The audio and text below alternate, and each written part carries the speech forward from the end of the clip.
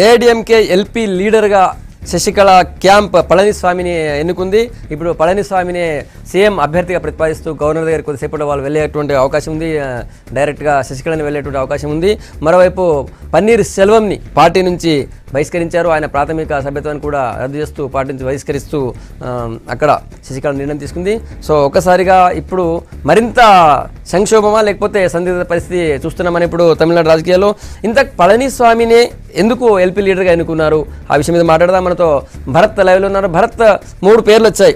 ఒకటి ధన్పాల్, రెండవది తంబిదురై, మూడవది పళనిస్వామి. ఈ 3 పేర్లలో శశికళ పళనిస్వామిని ఎన్నుకున్నారు. ఎందుకు పళనిస్వామిపై మొగ్గు చూపారనుకోవచ్చు?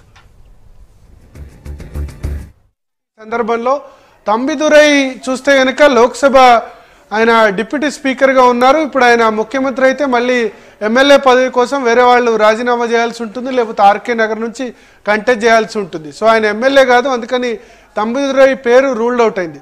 తర్వాత జయలలిత మేనల్లుడు దీపక్ పేరు కూడా వినిపించింది, బట్ రాజకీయాల్లో ఇన్ఎక్స్పీరియన్స్, ఆయన కూడా ఎమ్మెల్యే కాదు. ఇక మిగిలింది సెంగొట్టియన్ అన్ను ఆల్రెడీ పార్టీ ప్రెసిడియం చైర్మన్గా నియమించారు. తర్వాత ఇక పళనిస్వామిని ఎందుకు ఎన్నుకున్నారంటే తమిళనాడు ఫ్రెండ్స్ చెప్తుంది ఏంటంటే Palaniswami powerful community, Gounder community నుంచి వచ్చారు. ఇప్పుడు అన్నాడీఎంకే ఎమ్మెల్యేలో చాలామంది కూడా గౌండర్ కమ్యూనిటీ నుంచి చాలామంది ఎమ్మెల్యేలు ఉన్నారు. ఇప్పుడు పన్నీర్ సెల్వమైన శశికళ వీళ్ళిద్దరూ గొడవ పడుతున్నా నిజానికి వీళ్ళిద్దరు ఒకటే కమ్యూనిటీ, అది Thevar community. So Thevar community నుంచి పన్నీర్ సెల్వన్ను ముఖ్యమంత్రిగా 3వ సారి చేసినప్పుడు కూడా తన కమ్యూనిటీ వాళ్ళనే శశికళ మళ్ళీ సీఎంగా చేశారన్న విమర్శలు వచ్చాయి.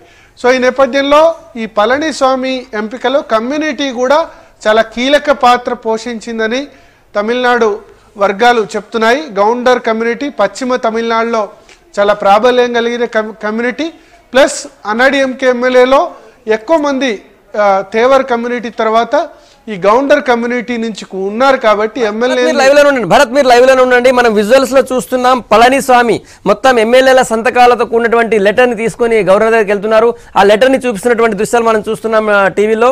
పళనిస్వామి దగ్గర ఇప్పుడు మొత్తం ఆ సరిపోయేంత ఎమ్మెల్యే సభ్యుల యొక్క సంతకాలు ఉన్నాయి అక్కడ. సో ఎల్పీ లీడర్ గా ఎన్నుకోవడం, ఎల్పీ తర్వాత తనకు సరిపోయేంత మ్యాజిక్ ఫిగర్ మొత్తం ఎమ్మెల్యేల సపోర్ట్ తనకు ఉందని చెప్పి మొత్తం మీడియా అంతటికి అక్కడ బయట ఉన్నటువంటి నేషనల్ తర్వాత అక్కడ డిజిటల్ మీడియా మొత్తానికి పళనిస్వామి చూపించారు.